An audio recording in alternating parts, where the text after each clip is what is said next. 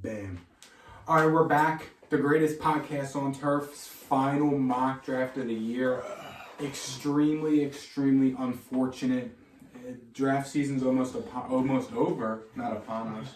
We got the NFL draft Thursday. We are currently recording this Sunday, so unless any major trade happens tomorrow, which I feel like it will. Definitely will. We're probably going to have to scrap this and re-record another mock draft tomorrow instead of watch the Sixers. So that'll be fun. But without further ado, the greatest podcast on turf's final 100% accurate mock draft. I had the first overall pick, and I will be selecting Trayvon Walker, edge out of Georgia. The Jaguars owner, GM, whoever the frick it was talking and spoke very highly of Trayvon Walker. I know it may just be smoke or whatever. He, and I quote, he called Aiden Hutchinson a good player, along with a lot of the other good players in the draft. But when he was asked about Trayvon Walker's lack of production and lack of film, he defended him and he went to bat for him. So Trayvon Walker to the Jags just screams that happening. So I could see that. I think this is either Trayvon Walker or Aiden Hutchinson, and that's probably about it. I could also see quarterback here, for being honest. Yeah. Okay. Anyways, next pick, the Detroit Lions are up at number 2. I actually have them taking a quarterback, Malik Willis. I haven't done this often, but I have often said that Malik Willis is the highest ceiling quarterback in this draft class, and I will still stand by that statement. I think he is the only quarterback that can really be a top quarterback in the NFL with his talents, with what he has. So Malik Willis is my pick here for the Lions. The Lions could do a ton of things here, for being honest. They could trade back. Could.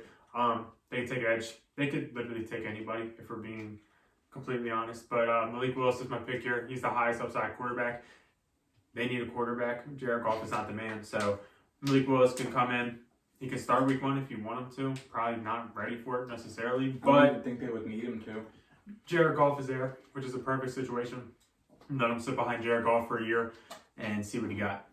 I think if the board falls like this, though, we could possibly see a Hutch maybe, and then just wait on quarterback. It could happen.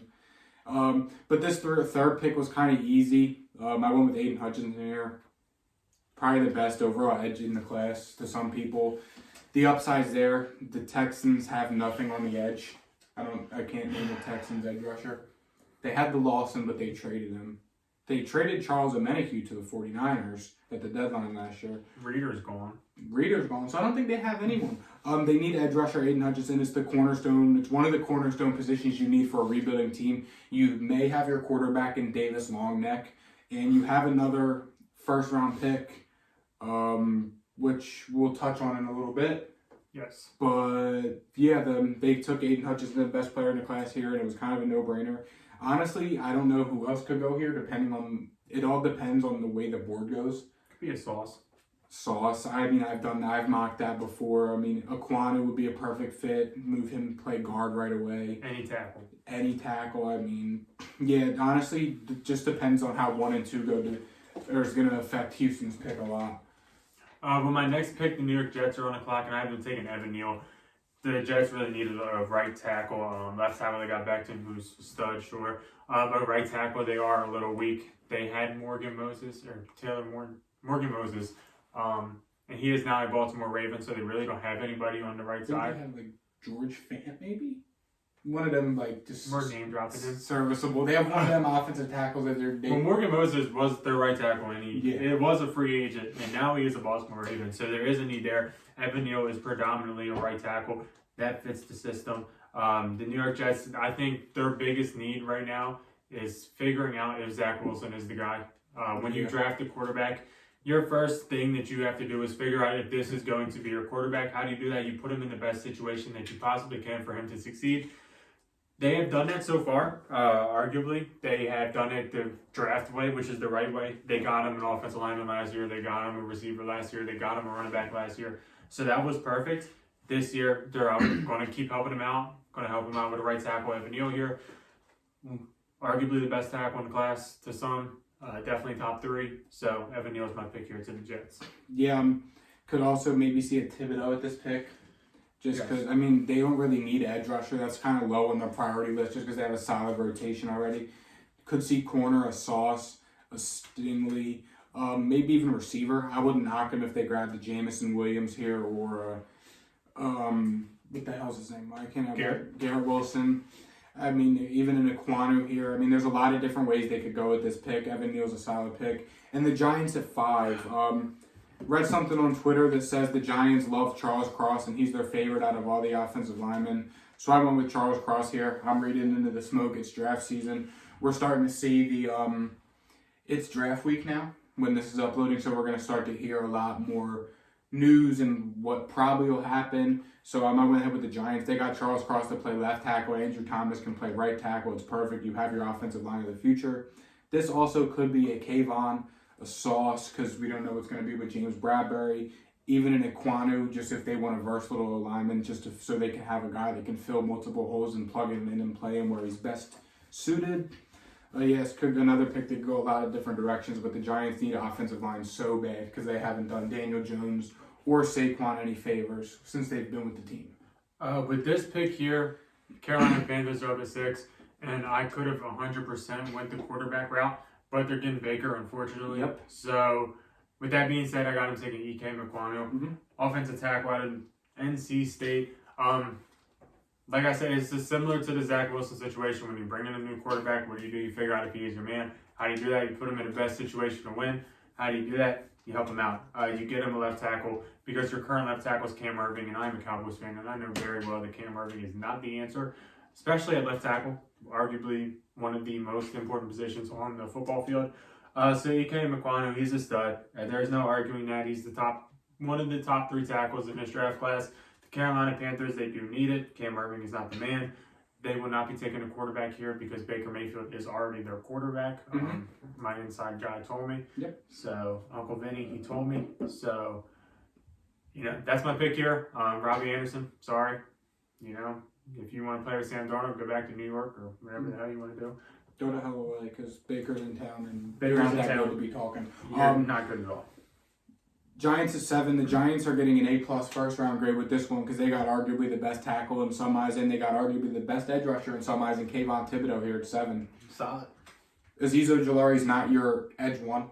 You can't go into the season with Azeez Ojulari being your edge 1. You have decent. Leonard Williams and you have Dexter Lawrence on the interior. Dexter Lawrence is a big boy now. And you bring in Kayvon Thibodeau to pair with them guys. You got a new regime in Brian Dabble. You get your left tackle. You get your edge rusher.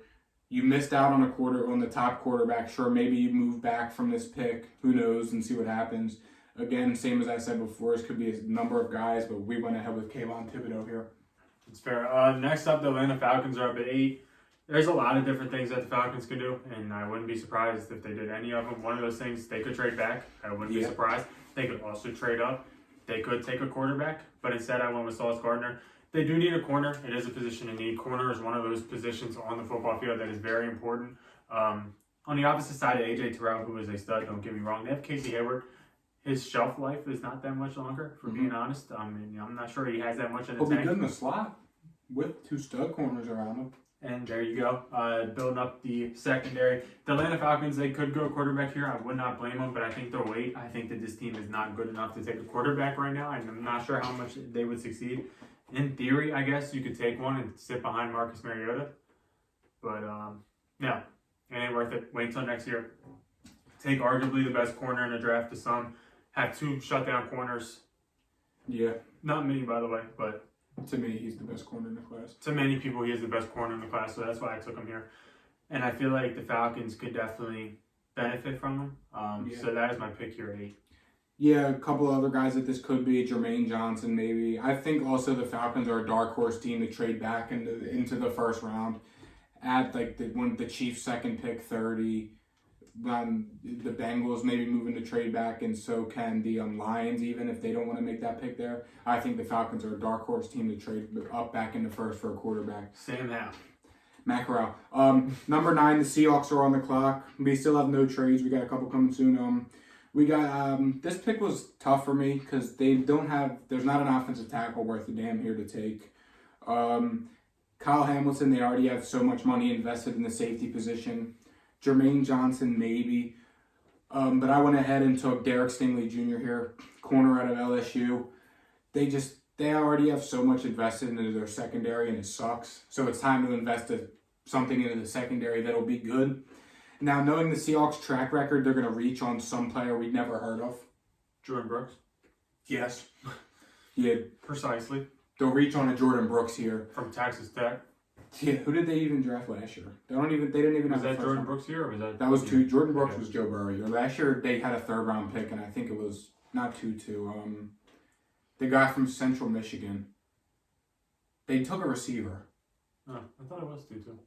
No, Tutu's a Ram. Oh. Yeah. Anyways, Derek Stingley Jr. here. It's time to invest in your secondary. Your secondary hasn't been good since the Legion of Boom left. You have a lot invested in your secondary that's not very good. So it's time to bring a good piece into the secondary that's good. And can catch. Yeah. Probably will have more interceptions in 3 games than the guy I'm speaking of has in his career. Anyways. What's boy? Number 10, the New York Jets are up, and this was a really easy pick. Granted, they could go a lot of ways. They could go edge. They could go, I don't know, just really edge and probably corner. But no, they will not be doing that. They will be taking Garrett Wilson. Some are arguing that they take Garrett Wilson at 4, I believe. Yeah, 4. I wouldn't hate it personally, but I think if Garrett Wilson's here at 10, they have to do it. Like I mentioned before, their number 1 priority should be helping out Zach Wilson. Garrett Wilson's here. They need a true alpha wide receiver 1. Garrett Wilson is the guy. They have, who did they get last year from Ole Miss? Elijah Moore. He's not a true wide receiver 1. He's more of like a slot guy. He is really good, but he's more of a slot guy. Garrett Wilson will be the wide receiver 1. Jamison Crowder's gone, so that's obviously a blow. My man Zach Wilson needs somebody to throw to, and just Elijah Moore and Denzel Mims. And Corey Davis. Yeah. They'll be fine. Well, Garrett Wilson, Corey Davis, and Elijah Moore sounds a lot better than Elijah Moore and Corey Davis. And Denzel Mims. So, yeah, Garrett Wilson is the pick here. Yeah. He's a stud. They could go with any receiver here. They could go with edge. They could go with corner if, like, Derek Stingley or Sauce happens to be here. But in this mock, they are helping out Zach Wilson. Yeah, and Washington at 13, the Commanders, the Redskins, the football team, whatever you call them as. Drake London. Washington. If you're trying to build around Carson Wentz for some reason, the best way to do it is get him a big jump ball receiver. I mean, he had success with Alshon when he was in Philly. Somebody that Carson Wentz can literally overthrow 10 yards and somehow might make the catch. We saw it with Michael Pittman last year. We saw it with Alshon in Philly. And we're going to see it with Drake London now. This was, I mean, honestly, it was him or Jamison Williams here. But Jamison Williams, they already kind of have some solid deep threats. Terry McLaurin's kind of a do-it-all guy. You got Diami Brown, who can take the top off the defense. You brought in Curtis Samuel, who didn't play much, but he's also another deep threat. So that's why I went with Drake London. He fits the Carson Wentz scheme. I did this in our mock draft 2 weeks ago, and I'm sticking with it. I think it's a solid fit for both parties. Next up, the Minnesota Vikings are up at 12. I hadn't taken Jermaine Johnson, edge out of Florida State. I tried to trade this back down because I think Minnesota's really looking at corner, but I didn't love anything, and I think that they do still need an edge rusher because they only have Danielle Hunter, and who hasn't played a full season since I think probably coming to the league. Hasn't played a lot of football the past 2 years, at least I can tell you that much. Yeah. The other 3 guys that they have on the defensive line, I couldn't really name because Everson Griffin's gone, Michael Pierce is gone. So it's really just Danielle Hunter. Dalvin Tomlinson. I think he might be gone because I didn't see him on the depth chart. Jalen Twyman, they drafted out of Pitt last year in the 6th round because I remember got shot. Yeah. Like he got shot like right before training camp. 6th round pick, I don't think is the answer though, either way. Jalen Twyman. I think Tomlinson's gone though. Really? I think so. No, they signed him to a 3-year deal last year. Isn't he more of a D tackle? Yeah. So maybe that's why I wasn't paying attention because I was only looking like defensive ends. I was gonna say no. Dalvin Tomlinson is like I'll look it up. Jordan Davis. Yeah, and they need more like they have Harrison Phillips on the outside. There you go, Harrison Phillips. He's a defensive tackle, so I don't know why they have a defensive end. And Jalen Twyman. Yeah. Is that the guy that? Yeah. Okay. Yeah, no, he's not starting anymore. They need an edge rusher. More of the story. They are getting Jermaine Johnson. They 100% need secondary too. Like I said, I was trying to trade back, but I didn't love anything. But Jermaine Johnson is a stud. There's no denying it. If you need edge, you need edge. So there's nothing wrong with taking it. If imagining Danielle Hunter and Jermaine Johnson on the edge is pretty scary. Yeah, it's pretty good. The 3 games that they're going to be together is going to be wild. But yeah. They need Jermaine Johnson, so that's good. We have our first trade. Yes, we do. we have the Kansas City Chiefs moving up to 13 with the Houston Texans, who I can't find. I don't know the exact details. It probably say 29-13. Kansas City will say will throw in a first-round pick next year. Something like that. I mean, I'm not sure what it would be in real life. I can't sit here and tell you because all trades are like weird. Like I'm sure there will be a couple 4th and 6th round picks to make it go through. And the Chiefs moved up to draft the replacement of Tyreek Hill and Jameson Williams. His rehab's going great from the torn ACL. He's 13 weeks post-op. He's doing real good in his rehab from his injury. I don't care what you say. Tyreek Hill is a big blow to the Chiefs. I'm telling you, Juju and MVS and Mecole Hardman are not the answer. I can't believe they paid MVS so much money. They have a bunch of good receiver 2s and 3s, but they don't have a receiver 1. To stretch even. Jameson Williams is that guy. You pair him up in the same offense to play the same role Tyreek Hill played. Then you still have Travis Kelce. You still have Mecole Hardman. You have Juju. You have MVS. You have a pretty fast offense. So, I mean, Jameson Williams, the Chiefs, you don't really see them get mocked to move up much, but they just lost one of their best players, and they got to replace him somehow. I remember a time they moved up not that long ago and got, arguably the best quarterback playing football right now. So, it worked out for him then. It might work out for him now. Yeah, that's exactly what I was thinking when I was like, who could trade up here? And the Texans, could definitely. Somebody in the Texans organization, maybe their GM, said something along the lines of, having a lot of picks is good. Yes. And that's what they do here. They swap first this year, and they add a first-round pick next year, and which could be used to potentially move up for a quarterback if Davis Longneck isn't the answer. Yes. Or which could help you next year add another piece along with Aiden Hutchinson, who you added this year. And so there you go. We'll probably end up getting more than just the first next year because I'm sure the Chiefs pick next year, we all know it's going to be a late pick. The Texans know that, so they will probably get more. We're just not going to mess with the draft network because it's not the easiest platform. I'm not going to sit here and look up the point value of every draft and get rejected on. Then sit here like an asshole. If I had to guess, they'll at least throw in another second with that, but we'll see. Next up, the Baltimore Ravens are for 14. They ain't picking nobody else but this dude. I've been saying this shit for 4 months. Since our very first mock draft. Jordan Davis. Yeah. Because who is John Harbaugh taking? Jordan Davis. Enough said. Nobody else is going here. I don't give a damn what you say. If he's here, they're taking him. Enough said. The Eagles are on the clock. The Eagles could go many different ways here. Kyle Hamilton is who I do take. Also, they could look at maybe a Trevor Penning here. Devontae Wyatt, Trent McDuffie, a Chris Olave, Dax Hill, Jordan, even Devin Lloyd because they need linebacker, but Howie Roseman doesn't draft linebackers early as we've all seen. And no line. Or Tyler Linderbaum. But they go Kyle Hamilton here. Kyle Hamilton, we saw the success Malcolm Jenkins had in Philly. Similar players. Kyle Hamilton can make up for the lack of linebacker the Eagles have because I'm sure they won't address it, just like they do every year. Kyle Hamilton can help make up for that. He's a stud safety. He'll play in your face. He plays quick, and he fits the Eagles good, and I'm sure Eagles fans like my brother and our friends and my dad would be very happy with. Speaking of my dad, though, if you guys didn't know, my dad and my Uncle Mike own 2 pizza shops. Literally pizzeria. Best pizza, best cheesesteaks in the state of Delaware. Voted top 4 pizza, top 12 cheesesteak for 2 years in a row. Check them out. If you let either location know the greatest podcast on turf sent you, you're getting a discount off your already cheap prices. The link to their brand new website is in the description. It has catering details, job listings, menus, all that stuff on there. So be sure to check out our sponsor, Literally Pizzeria. Yes. Back to your regularly scheduled program. One time might be a coincidence, but 2 years in a row. I mean, could that really be a coincidence? I don't think so. Could what be a coincidence? You were in the newspaper 2 years in a row. I said one time might be a coincidence.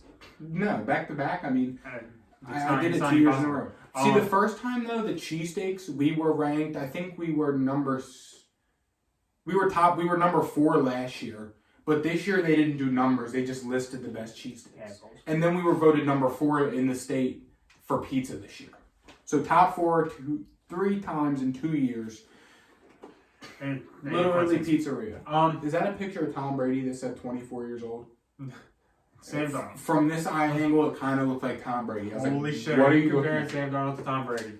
Anyways, next up, the New Orleans Saints are up at 16. I've been taking Kenny Smallhand's pick. Kenny Tripod. Now you were asking, why am I looking up Sam Darnold? Well, because I heard something and I thought it was very interesting. Kenny Pickett is only 1 year younger than Sam Darnold. Sam Darnold has played football for 10 years in the NFL. So I'm not sure how that happened. Not sure how to. Sam Darnold has been in the league for 4 years, and he is 1 year older than Kenny Pickett, I'm not who sure is how a I feel rookie. about that. How did it happen? Well, I'll tell you. Kenny Pickett didn't get any offers out of high school, so he stayed for 5 years. Red flag number one? I think so. Because if you're not that good in high school, probably not that good in the NFL. That's not true. No, there's a direct correlation. Sorry. I wouldn't say so. No. I mean, let's go back. If we pull up a list right now of the top players in the pull up NFL, MJ. is they were not even that. I'm saying, like, I know, like, Travis Kelce, what was he, like a 2-star? Yeah, but there's a difference between being a 2-star and probably being a 0-star. That's fair. I mean, Cooper Kupp was a 0-star, so in theory, there's always some. In theory, good there's eggs, flaw to your argument. but there's very little. Kenny Pickett is still my pick, though. The odds have him being one of the top 2 quarterbacks, so I am following the odds. The Saints are meeting with him. All the stars are aligning. Yeah. I know he has small hands. I get that. 8.5 inches. Not that small. It's small. No, it's not. Yeah, it was small. Anyways, Yeah. the Saints could go with many quarterbacks. They're not meeting up with, who did I look up? They're not meeting up with Desmond Ritter for some reason. I'm not sure why. But they're meeting up with Kenny Smallhands, Malik Willis. Why am I? Matty Ice was there. Matty Ice. Yeah. They're meeting up with those guys. They're doing their due diligence in the quarterback market. But they're going to go with Kenny Smallhands here. Yep. And the Chargers are on the clock. I went with Devontae Wyatt here. It's got to be D tackle. I also saw a mock draft where Trent McDuffie went here, and I didn't hate it because in the AFC you need secondary. I mean, you have J.C. Jackson, yes. You have Asante Samuel. Then you have Trent McDuffie who can play that nickel role in the slot corner. He can also play back safety because Nasir Adderley really hasn't worked out for you. Yeah, you have Darwin James. You get Trent McDuffie, that's an all-around guy. And then Brandon Staley's defense, that'd be pretty good. Throw some different packages in there. J.C. Jackson has slot experience. Asante Samuel has slot experience. You'd have a bunch of versatile DBs. But that wasn't the pick here. Devontae Wyatt was. They need help on that D-line so bad. Joey Bosa can't stay healthy. Jerry Tillery's 150 years old. And Khalil Mack. You have Khalil Mack. Yes. Khalil Mack. Yes, you have Khalil Mack. Yes, you have Jerry Bosa. Who do you have on the interior? 130? Linval Joseph. Oh, not Jerry Tiller. You have a 130-year-old Linval Joseph. But if you imagine Wyatt with Bosa and Khalil Mack, things get a lot better. Yeah. Couldn't rule out linebacker. K9 has been very, very bad. Yeah, he was injured, but unfortunately. Yeah. Still a stud, I don't care. Philly's on the clock. Oh, okay. Speaking of Trent McDuffie. Speaking of Trent McDuffie. The Eagles could go with many things here, but I have them taking Trent McDuffie, corner out of Washington. They could go with any other corner. Like a Stingley or Sauce, if that happened at 15, they could have went with him there. They could go with a Booth, I wouldn't be surprised. But I have them taking Trent McDuffie here. He is arguably the best cornerback remaining. It is a position in need because of Vontae Maddox or whoever the hell, Crevon LeBlanc.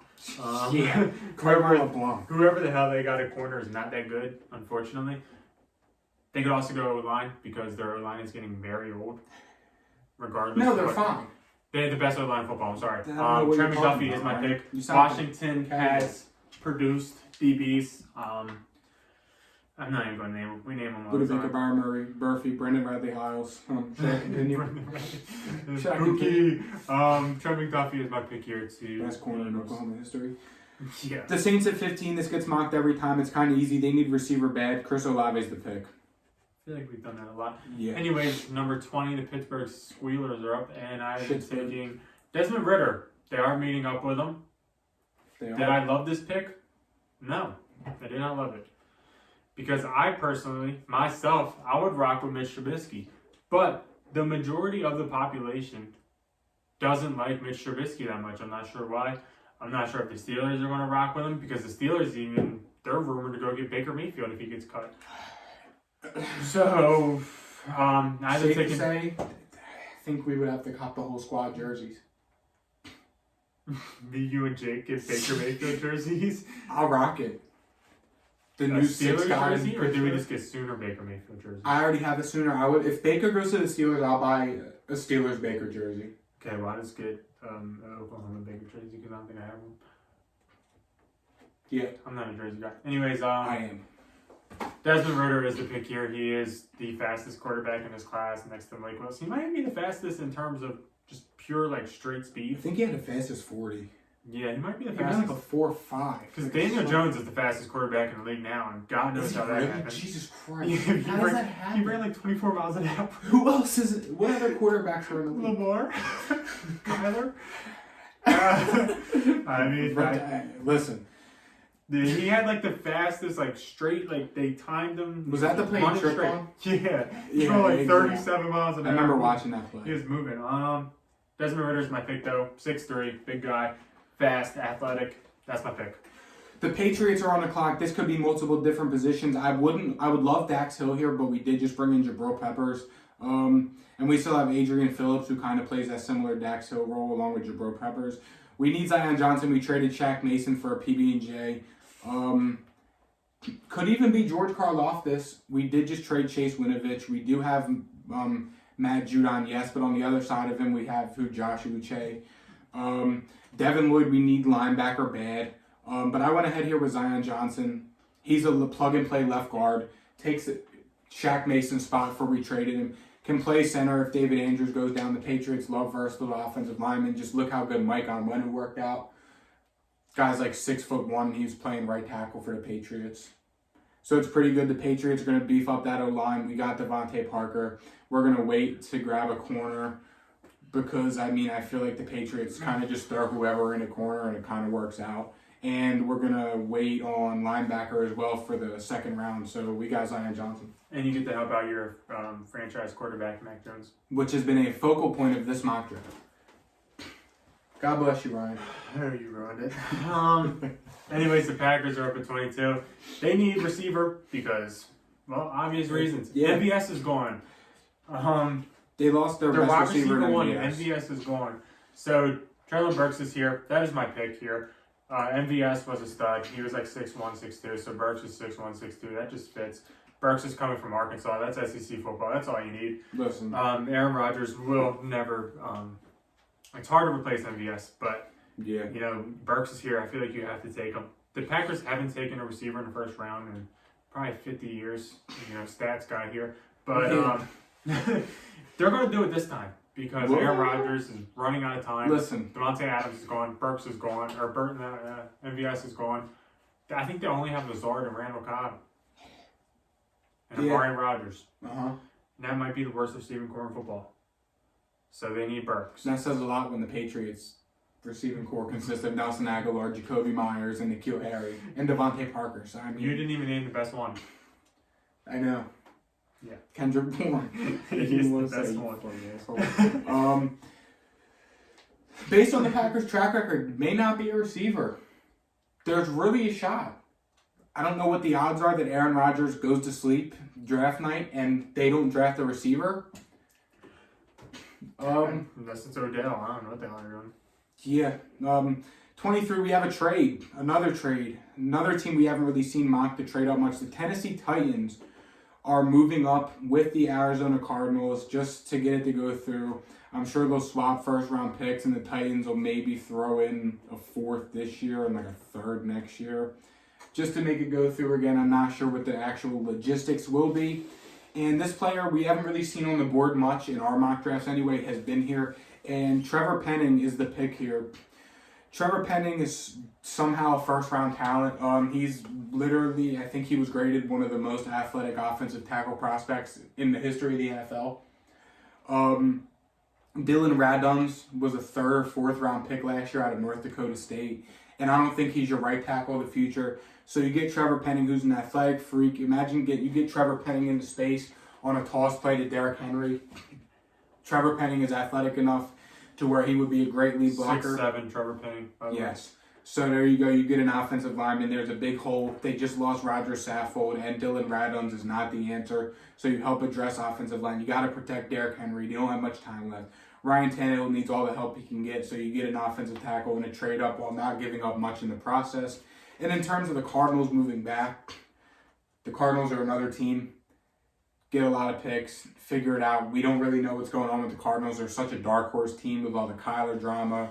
Cliff's on the hot seat, and they have Kyler's good. He cleared it up. The Cardinals remind me of like a lot of like the Vikings. Like they're always gonna compete, but they have a lot of holes to fill. I feel like. I don't know, because they've never been that good, really. Yeah. The last time they were good was when Kurt Warner was there. Yeah. They were supposed to be real good when they got Carson Palmer, but then he got hurt and they sucked. Josh Rosen was supposed to be the guy. Yeah. Anyways, the Cardinals moved back. The Titans moved up and got an offensive lineman to plug and play right away. Next up, 24, the Dallas Cowboys. Ryan's girls are on the cloud. And I haven't taken Andrew Booth. Are we meeting with him? No. Why?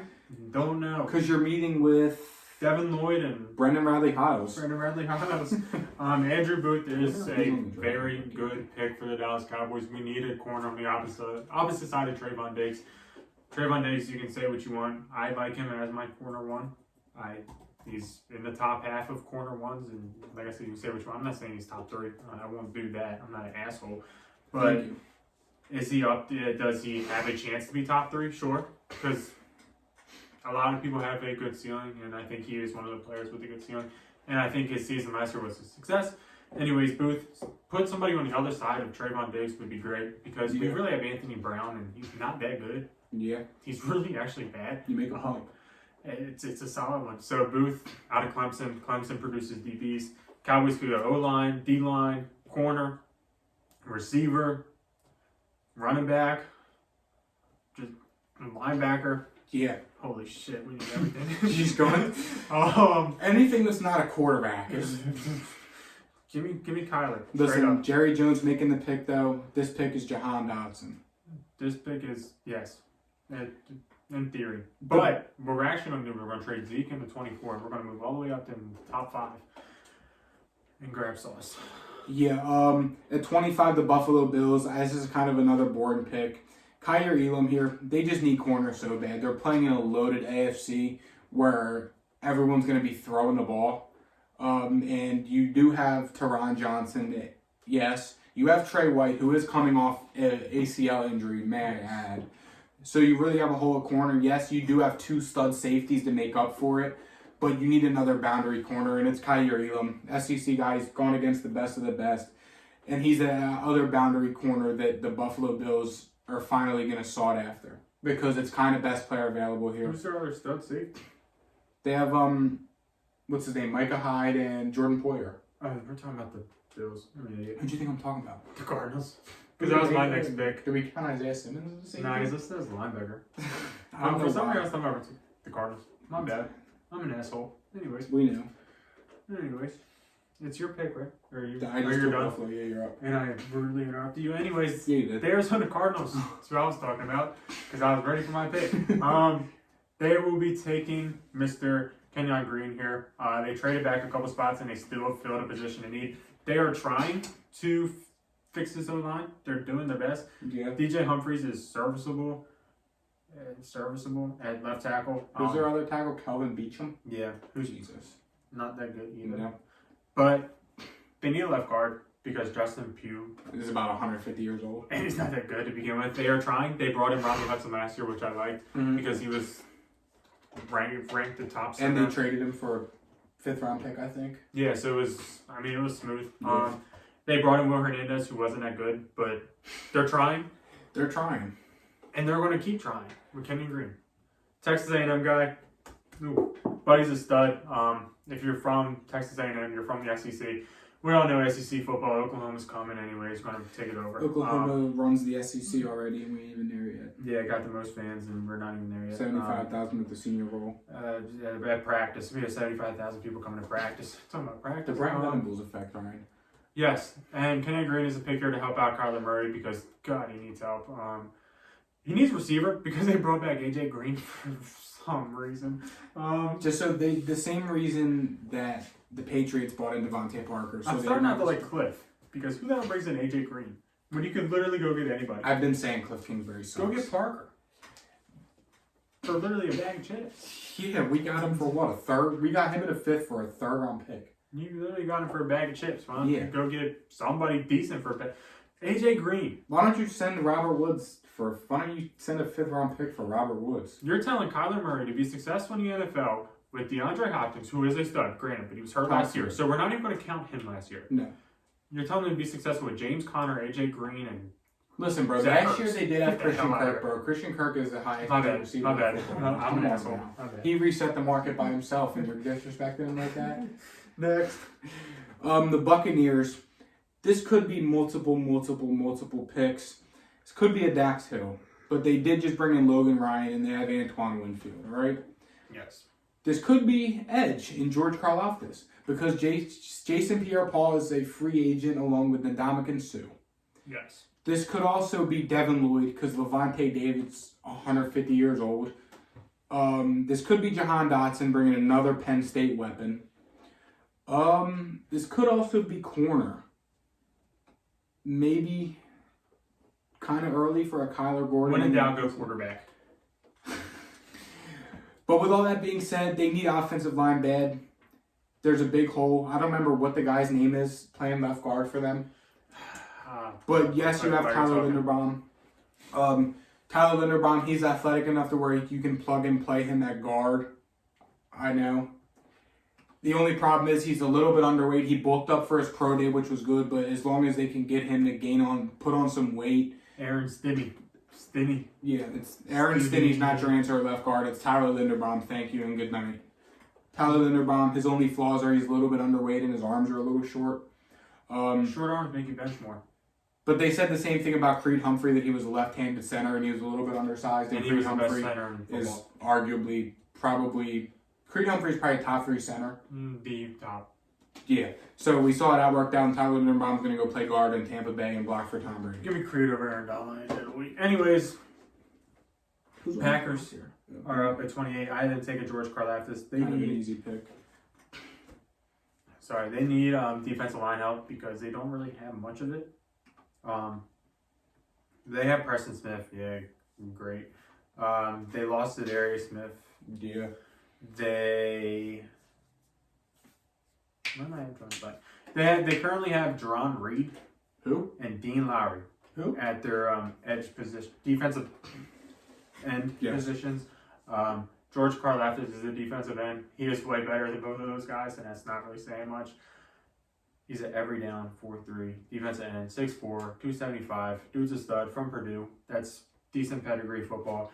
And I can promise you he will be better than at least Jerron Reed or Dean Lowry. He will be better than one of those guys. He has to be. It's literally just physically impossible to be not as good as those guys. Yep. The Texans at 29. This is the pick they traded with the Chiefs. They moved back from 13 to 29 and gathered a couple other picks in the process. They're going to go ahead and grab Dax Hill. Dax Hill is Tyrann Mathieu. They had him before and they couldn't keep him, but they bought him back now, the younger version. They just lost Justin Reed. That was a big blow to the secondary. And they're a rebuilding team. I know safety isn't an important position for a rebuilding team, but this was strictly based off of your rebuilding team. You're not going to compete this year, so you grab the best player available in Dax Hill. That's fair. With my next pick, the Kansas City Chiefs are on the clock. I've been taking Boye Mafe, edge out of Minnesota. That is my pick here. They need it because they had Chris Jones playing edge sometimes last season, and he is not edge. When they moved him back to D tackle, that's when their defense started being good. Because he is a D tackle. Yes. And their current edge or ends are, Frank Clark and Chris Jones is still listed as one. Yeah, but sure. If it's not Chris Jones, it's Mike Dana. And I don't think Mike Dana is the answer. Yep. So Boye Mafe is the pick here. When you have a defensive line with Frank Clark, Chris Jones, and Boye Mafe, it sounds pretty good. It sounds like there's decent capital there. So, and you need it in a division against Russ, Herbo, and Derek Carr. So that's my pick here. They need it. It's a good pick. Lewis Seen is the pick here at 31 for the Bengals. This is such a weird pick because, it's kind of honestly just best player available. If Tyler Linderbaum falls this far, I think they should draft Linderbaum, put him at center. Then you got Ted Karras and your offensive line set. I'm not going to sit here with it. But they draft Lewis Seen here. Lewis Seen is a safety from Georgia. He's a stud. You have Jesse Bates on a franchise tag for another year. You have Von Bell playing safety, but Eli Apple is your slot corner. Lewis Cine is a physical player. He can play in the slot. He will help get Eli Apple off the field. And say you don't keep Jesse Bates long term, you have Lewis Cine as his replacement. So there you go. You got a versatile piece to the defense. It was already pretty good last year, but Eli Apple sucks, and he should not be on the field as much as he is. That's fair. Last up, number 32, the Detroit Lions are up, and I'm taking Nakobe Dean, linebacker out of Georgia. It's essentially as simple as this. Campbell, that's his name, right? Dan Campbell? Yeah, Dan Campbell. He likes football players. Yep. Nakobe Dean is a football player. They need basically everything, so when you need everything, you take the best guy available. Arguably the best guy available is Nakobe Dean, and when you look at his attitude of just straight football player, he is the man. Dan Campbell will love him, and that is my pick. Yeah, then that is going to wrap up the greatest podcast on turf's final mock draft of the 2022 NFL draft season. Yes. Thank you guys for sticking with us through the NFL draft process. Friday, we will be dropping our annual NFL first round grade reactions. Our biggest video on the channel to date. This year is going to be even bigger and better.